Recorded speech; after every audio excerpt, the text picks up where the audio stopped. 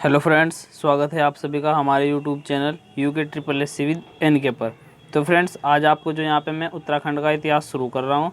तो मैं इसमें आपको जो जितना भी हमारा उत्तराखंड से संबंधित जितनी भी हमारी वीडियो रहेंगी या इससे भी संबंधित हमारे उत्तराखंड के इतिहास से संबंधित जितना भी होगा वो सभी आपको मैं वीडियो के द्वारा यहाँ पे कराऊंगा। ठीक है फ्रेंड्स, तो अगर आप हमारे इस चैनल पर नए हैं तो आप हमारे इस चैनल को सब्सक्राइब जरूर कर ले और वीडियो को शेयर जरूर करें व लाइक भी करें। ठीक है, तो चलिए वीडियो को स्टार्ट करते हैं। हमारे पास क्या था कि उत्तराखंड का इतिहास क्या है, यहाँ पे मैं आपको बताऊं। यहाँ पे कुछ वंश आए, क्या है यहाँ पे कुछ वंश आए जिनका हमारे पास कुछ टाइम पीरियड यहाँ पे चलता है। तो जो टाइम इनका चलता है, जैसे कत्यूरी वंश आ, तो कत्यूरी वंश का आगमन यहाँ पे 2500 ईसा पूर्व से लेकर 770 ईसा ईस्वी तक का माना गया है। यहाँ पे जो BC और AD लिखा हुआ है, मतलब BC का मतलब यहाँ पे है ईसा पूर्व, ठीक है, और AD का मतलब है यहाँ पे ईस्वी, जो आज वर्तमान में ईस्वी हम करते हैं। ईसा पूर्व क्या होता है, यहाँ पे जो ईसा मसीह के जन्म से पहले की बात है तो वो हम ईसा पूर्व में काउंट करेंगे। और ईसा मसीह के जन्म के बाद, जैसे कि 1 ईस्वी को ईसा मसीह का जन्म माना गया है, ठीक है, तो 1 ईस्वी के बाद यहाँ पे हम इसको ईस्वी में काउंट करेंगे। तो इसमें हमारे पास है कत्यूरी वंश। अगर प्रश्न आपके पास है कि कत्यूरी वंश का आगमन कब हुआ, तो कत्यूरी वंश का आगमन यहाँ पे 2500 ईसा पूर्व से लेकर 770 ईस्वी तक का माना गया है।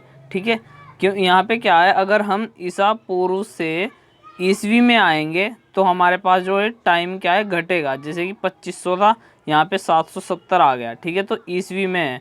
फिर इसी प्रकार से इन्हीं कत्यूरी वंश है, हमारे पास चंद वंश है, गोरखा है, अंग्रेज हैं, इनके बारे में मैं आपको यहाँ पे कराऊंगा। ठीक है, कुछ वंश हैं हमारे पास, वो सभी आपको मैं यहाँ पे कराऊंगा। उन्हीं से संबंधित महत्वपूर्ण आपको प्रश्न भी इसमें मिलेंगे। तो कत्यूरी वंश का आगमन कब माना गया, यहाँ पे 2500 ईसा पूर्व से लेकर 770 ईस्वी तक का माना गया है। फिर हम बात करते हैं चंदवंश की। चंदवंश कब से कब तक आया, यहाँ पे 770 ईस्वी से लेकर 1790 ईस्वी तक यहाँ पर चंदवंश चला। फिर 1790 में ही क्या हुआ, अधिकतर प्रश्न भी आया हुआ है कि गोरखा शासन कब लागू हुआ, यहाँ पे 1790 में कुमाऊं में गोरखा शासन लागू हुआ। और 1790 से लेकर 1815 ईस्वी तक ये है यहाँ पर रहे। 1815 ईस्वी तक यहाँ पे गोरखा शासन चला। फिर गोरखा शासन के बाद यहाँ पे कौन आ गए, अंग्रेज। तो अंग्रेज कब से कब तक रहे, यहाँ पे 1815 ईस्वी से लेकर आज़ादी तक यहाँ पर अंग्रेज रहे हैं। तो इन्हीं के बारे में आपको, इन सभी वंश के बारे में, अंग्रेज के बारे में, गोरखा शासन के बारे में भी इसी तरीके से इनकी डिटेल पूर्वक भी वीडियो आपको यहाँ पे दूंगा। तो चलिए वीडियो को, इसमें हम कुछ प्रश्नों की बात करते हैं। जैसे कि कत्यूरी राजवंश के बाद चंद वंश के चंदेल राजपूतों ने लगभग 1000 वर्ष तक शासन किया। तो प्रश्न भी आपके पास आ सकता है कि कत्यूरी राजवंश के बाद चंद वंश के चंदेल राजपूतों ने यहाँ पर कितने वर्षों तक शासन किया। चंदेल राजपूत जो यहाँ पे कितने वर्ष तक शासन करेंगे, 1000 वर्षों तक शासन किया। बीच में खस राजा ने भी लगभग, जो खस राजा रहे यहाँ पे, खस राजा, तो यहाँ पे जो खस राजा थे यहाँ पे गोरखे, नेपाली जो भी, तो यहाँ पे 200 वर्षों तक का उनका भी शासनकाल यहाँ पर देखने को में मिलता है। तो 200 वर्षों तक का शासनकाल उनका देखने को मिलता है। फिर इसी के बाद हम क्या करते हैं, हम पढ़ेंगे यहाँ पे कुनिंद वंश को। तो कुनिंद वंश तो काफ़ी बार मोस्ट इम्पोर्टेंट यहाँ पे हमारे पास वंश है, कुनिंद वंश। तो यहाँ पे क्या है, कुनिंद वंश से भी हमारे पास उत्तराखंड में जितनी भी वैकेंसियाँ निकलते हैं, प्रश्न पूछे ही जाते हैं। ठीक है, तो चलिए इसमें आपको मैं बता दूं कि कुनिंद राजवंश प्राचीन हिमालय, उत्तराखंड, उत्तर भारत में लगभग 2री या 3री शताब्दी के आसपास के शासक थे। मतलब यहाँ पे क्या है कि 2री या तीसरी, सेकंड या थर्ड शताब्दी के आसपास के क्या रहे हैं, शासक रहे हैं। तो यहाँ पे आपके पास प्रश्न भी बन सकता है, कुनिंद राजवंश प्राचीन हिमालय, उत्तराखंड या उत्तर भारत में लगभग किस शताब्दी के आसपास के शासक रहे हैं। तो 2री या 3री शताब्दी के शासक रहे हैं। फिर इसके बाद नेक्स्ट है कि मूलतः यह गंगा यमुना के उपजाऊ भाग के आसपास में निवास करते थे, या क्षेत्र के आसपास में रहते थे। वहाँ पे उपजाऊ क्षेत्र भी था, जिसको उपजाऊ क्षेत्र यहाँ पर कहा गया है। तो उपजाऊ क्षेत्र में निवास करते थे। उत्तराखंड में सबसे पहले शासन करने वाली जो जाति थी वो कौन सी थी या शक्ति थी, तो कुनिंद शक्ति थी। ठीक है, तो उत्तराखंड में सबसे पहले शासन करने वाली कौन सी शक्ति आई थी, कुनिंद शक्ति यहाँ पे आई थी, ठीक है, कुनिंद। फिर यहाँ पे नेक्स्ट है कि उत्तराखंड के पहाड़ी क्षेत्रों में तीसरी चौथी ईस्वी में तक इनका शासन चला। इनका शासन कब से कब तक चला? यहाँ पे पहाड़ी क्षेत्रों में तीसरी चौथी ईस्वी तक का शासन इनका यहाँ पे चला था, ठीक है। तो आप इन सभी प्रश्नों को अपनी नोटबुक में भी नोट यहाँ पे जरूर करते रहिएगा, ठीक है, जिससे आपको बाद में पढ़ने में कोई यहाँ पे परेशानी नहीं होगी। तो उत्तराखंड की सबसे पहली राजनीतिक शक्ति कौन सी थी? उत्तराखंड की पहली राजनीतिक शक्ति यहाँ पे हमारे पास कौन सी रही है? कुनिंद शक्ति रही है, ठीक है। और कुनिंद लोग किन के अधीन थे? कुनिंद लोग काफ़ी बार प्रश्न भी आया कि कुनिंद लोग किन के अधीन? तो कुनिंद लोग किन के अधीन थे? मौर्यों के अधीन रहे। तो कुनिंद लोग किसके अधीन थे? यहाँ पे मौर्यों के अधीन रहे हैं, ठीक है। तो मौर्यों के अधीन यहाँ पे रहे हैं। मौर्यों में क्या, मौर्यों के यहाँ पे काफ़ी बार प्रश्न ये बना हुआ है कि कुनिंद लोग किन के अधीन थे? तो कुनिंद लोग किन के अधीन थे? यहाँ पे मौर्यों के अधीन रहे हैं, ठीक है। फिर नेक्स्ट है कि इनका सबसे शक्तिशाली शासक किनका? कुनिंदों का। कुनिंदों का सबसे शक्तिशाली शासक कौन था? अमोघ भूति। तो अमोघ भूति कुनिंदों का सबसे शक्तिशाली शासक थे यहाँ पे, ठीक है। तो प्रश्न भी आया हुआ है कि कुनिंदों के सबसे शक्तिशाली शासक कौन थे? अमोघ भूति। इन्होंने रजत तथा और कांस्य की मुद्राओं का प्रचलन किया। प्रश्न आ जाए कि कुनिंद वंश में रजत तथा कांस्य की मुद्राओं का प्रचलन किसने किया? तो किसने किया था? अमोघ भूति ने किया था। जिनमें क्या था, वो जब प्रचलन किया, वो जो सिक्के थे रजत और कांस्य के, देवी और मर्ग अंकित थे। उनमें क्या थे? एक तरफ देवी और दूसरी तरफ मर्ग अंकित थे, ठीक है।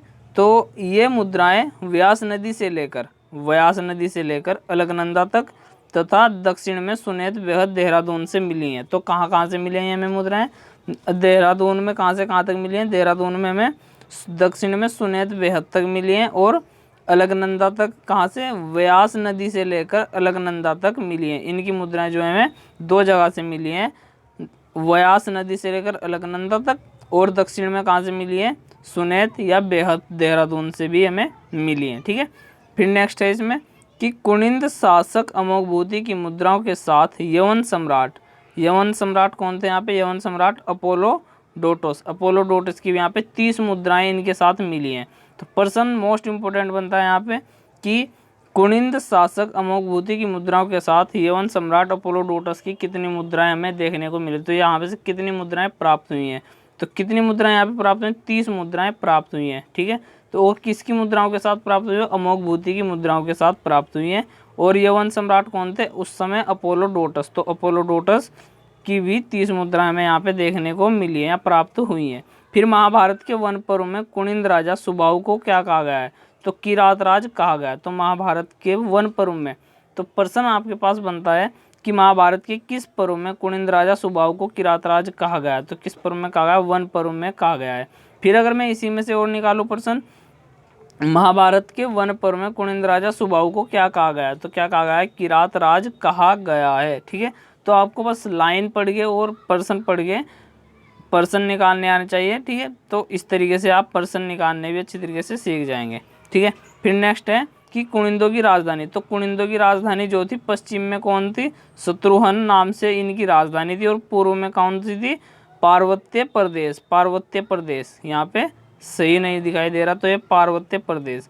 तो पश्चिम में जो थी इनकी राजधानी शत्रुहन के नाम से थी, और पूर्व में कौन सी थी? पार्वत्य प्रदेश के नाम से कुनिंदों की राजधानी यहाँ पर थी, ठीक है। फिर नेक्स्ट है कुनिंद राजा महात्मन और भागवत की उपाधि धारण करते थे। तो प्रश्न आ जाए मोस्ट इंपोर्टेंट है कि कुनिंद राजा कौन सी उपाधि धारण करते थे? तो यह फिर आया कि कुनिंद राजा कौन सी उपाधि धारण करते थे? ये किस उपाधि को धारण करते थे? तो महात्मन और भागवत की उपाधि को ये धारण करते थे। या प्रश्न आ जाए कि महात्मन या भागवत की उपाधि किस वंश में धारण की जाती थी या किस वंश में चलती थी? तो किस वंश में थी ये?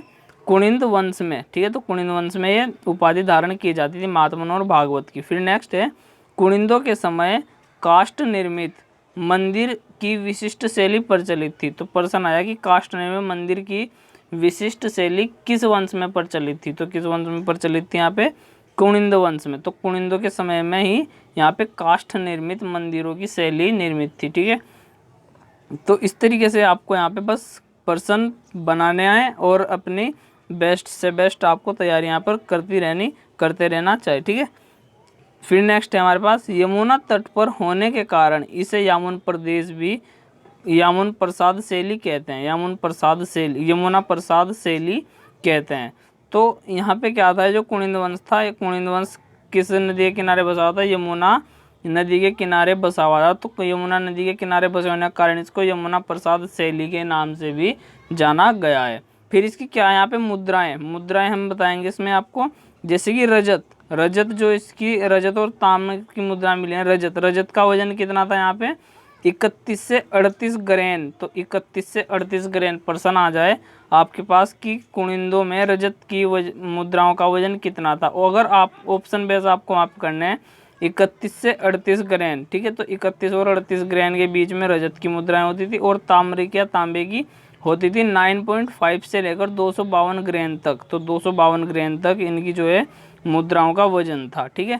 तो आप इन सभी को अच्छे से याद करते रहिए और अपने नोटबुक में भी नोट करते रहिए। फिर यहाँ पे आपको मैं बताऊँ, डॉक्टर यशवंत सिंह कटोच ने 200 ईसा पूर्व से लेकर 300 ईसा पूर्व के मध्य कुनिंदों की 3 मुद्राएं बताई हैं। 3 मुद्राएं, पहली मुद्राएं अमोघभूति प्रकार की मुद्राएं, जो यहाँ पे अमोघभूति प्रकार की मुद्राएं सर्वश्रेष्ठ मुद्रा थी, अमोघभूति प्रकार की मुद्राएं जो रजत और तांबे से निर्मित मुद्राएं थी। फिर नेक्स्ट आएगा हमारे पास अल्मोड़ा मुद्राएं, 54 सिक्के कत्यूर घाटी बागेश्वर से प्राप्त हुए। यहाँ पे अल्मोड़ा प्रकार की जो मुद्राएं थी इसमें 54 सिक्के हमें कत्यूर घाटी बागेश्वर से भी प्राप्त हुए। फिर नंबर 3 पर है चत्रेश्वर प्रकार की मुद्राएं।